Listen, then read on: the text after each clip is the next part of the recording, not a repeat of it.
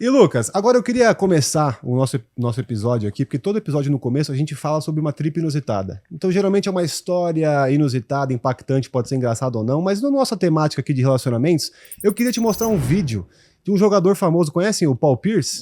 Sei, Paul Pierce jogou no Boston. Tá. Ele jogou muito famoso e ele tá meio que viralizando uma fala dele que é um pouco turbulenta, que eu até vou te dar antecipar aqui. Ele fala que casamento é pra pessoas velhas e pobres. Turbulento, né? Mas eu vou deixar você assistir o que ele fala e depois a gente pega a sua opinião sobre esse assunto. Quero ver os argumentos dele também. Então, vamos lá. Marriage is for old people and poor people. Okay, so let's get into that. Why? Because when you broke, our parents, like my moms and all them, they married on a merit of like, okay, we're going to put our incomes together, have all these kids, and then when our kids, we're going to have 5, 10 kids back in the 60s, all them, they're going to have 5, 10 kids so they can work and bring income. Yeah. So you poor. So you married for that. And now when you get old, somebody that to be by your side to take care of you. Outside of that, it's no advantage to a man. What does it do for a man when things go south? Like, we gonna have to give up half our this, pay child support, but it's only advantageous to a woman. Like, it's real talk. But what if you meet a woman and you're like, wow, she's a gem, she's valuable, We she's could be everything, and I together. want to lock her down in marriage? I don't want to lock no woman down. We could be cool So you're telling me right now today, today. you on January 4th, you do not want to be in a relationship ever again? I don't think it's realistic long term until I turn 70. I am done. I've never been more done with a motherfucker. I'm 47 right now. Until I turn 70, that's the only realistic part I see. E aí, We Lucas? both Esse aqui tá home, viralizando out esse corte dele lá, essa streets. fala We at dele. home O que watching você TV, acha you do gonna que ele take me falou? to the hospital, Dentro take me to da. the A gente tem que hospital. entender assim. That's it. Isso é uma verdade psicológica na psicologia, na psicanálise, principalmente na psicologia profunda do Jung. Tudo que as pessoas dizem é verdade. Pra elas. Entendi. Na história delas, no contexto delas, no mundo que elas veem, aquilo é verdade. Então, em vez de analisar ou julgar ou emitir algum tipo de opinião sobre o que ele disse, o que a gente tem que entender é qual é o contexto de vida que essa frase é obviamente verdade. Então, para um jogador de esporte, atleta milionário, que tem um monte de oportunidades diferentes, que consegue postergar a juvenilidade dele, uma mentalidade juvenil até os 70 anos, isso se torna evidente e óbvio. Principalmente quando ele convive com celebridade, convive com ambientes que são de festa, convive com ambientes que o tempo todo estão estimulando um prazer hedônico, não necessariamente um sacrifício ou um compromisso. Isso vai ser a mentalidade que vai sair desses ambientes. Entendi. Que é um ambiente, quando a gente olha na psicanálise, um ambiente, na verdade, de psicopatologia, de neurose. Porque ele está regredindo, ele está se infantilizando. Isso é o que um menino de 15 anos falaria. Exato. Sim. Né? Exatamente. Só que ele deve ter quanto? Uns 40, 45 anos? 47 anos. Por aí. Há 47 anos. É, Então, o cara que tá. Ele não consegue ver o valor de um compromisso monogâmico, uma construção familiar, a criação de filhos com uma pessoa do lado dele. E ao mesmo tempo ele também não sabe que o que universalmente motiva os homens a crescer é um motivador. As mulheres têm um, os homens têm outro, né? Que é a admiração.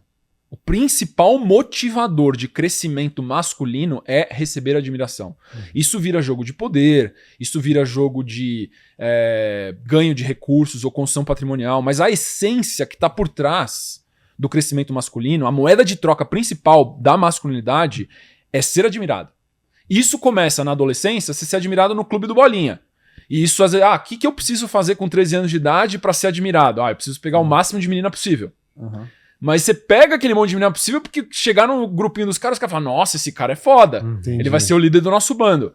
Quando você tem 20 anos, você ser admirado, talvez você ter uma formação diferente do que os seus amigos, você foi fazer, sei lá, medicina, ou você Ser atleta. ser atleta. Uma faculdade boa.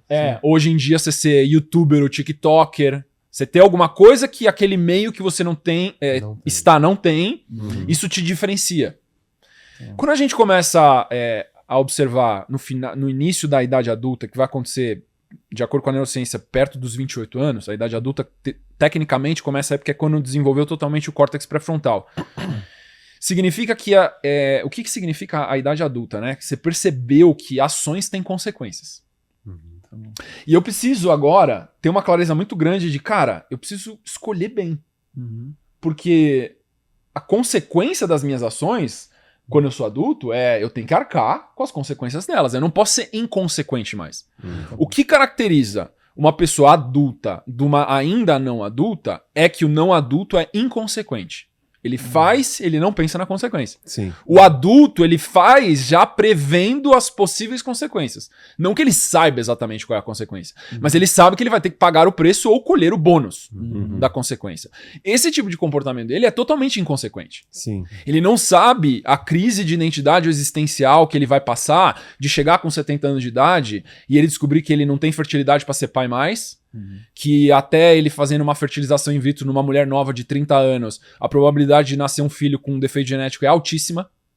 Ele é inconsequente, ele não sabe disso. Mas ele tá faz com 70 anos, assim. com certeza. Ele provavelmente vai ter uma dificuldade monstra, ele pode ser milionário, mas a maioria das mulheres vão falar assim, cara, eu não quero casar com um cara de 70 anos. Tá bom. Outra coisa, a diferenciação de você ver uma mulher de 30 anos casando com um cara de 70 anos, o que ele vai ter que fazer para extrair admiração dentro Dinheiro, do... né? É a única coisa. Então, Ele vai comprar ali, apenas amor. prover, ele vai né? comprar, ele vai comprar, que é provavelmente a postura que ele tem na vida. Tudo ele tá vendo como um processo transacional. Sim. Então ele tá vendo também o amor, que pra ele não significa nada disso, como uma aquisição de patrimônio transacional.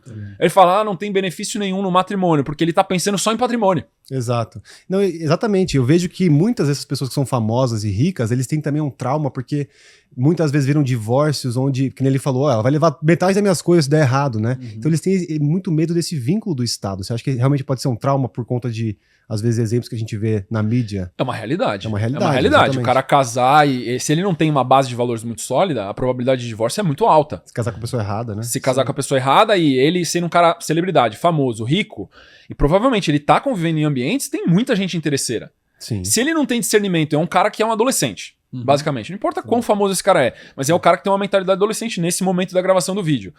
Se ele tem uma mentalidade adolescente, ele é inconsequente, ele não sabe discernir quem gosta dele e quem quer as coisas dele, ele provavelmente vai escolher a mulher errada. A mulher errada vai levar a divórcio. Então, de uma maneira ou de outra, ele construiu uma crença de autossobrevivência. Sim. Mas isso não quer dizer que a alternativa do amor verdadeiro, do vínculo matrimonial verdadeiro, não exista.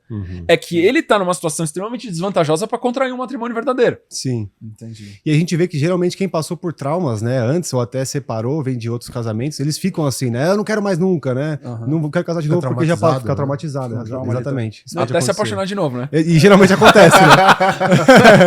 Não quero relacionamento nunca mais. Já se apaixonar logo depois. Semana que vem. Não, e o Paul Pierce sempre foi um cara, nunca foi um exemplo de atleta, né? Sempre foi um atleta.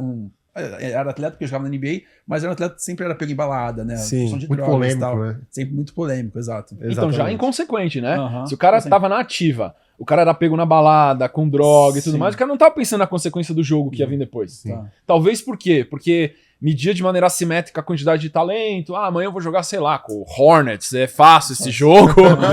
O cara entende NBA. E é o time Fala do dos Jordan. Lakers, É o time do Jordan. Fã do Jordan, sempre. Cara, vou jogar com um time sei lá o quê, um time eco, não preciso estar na minha performance máxima, então hoje eu não vou ficar na concentração, eu vou pra balada, entendeu? Esse tipo de pensamento juvenil que é o cálculo de risco que o cara vai fazer. Então, ó, qual a probabilidade de eu não ser pego? Sim, É maior do que ser pego? Ah, então vamos fazer. entendi. Entendi. E se você curtiu essa nossa trip inusitada, tem outra trip pra você assistir aqui também.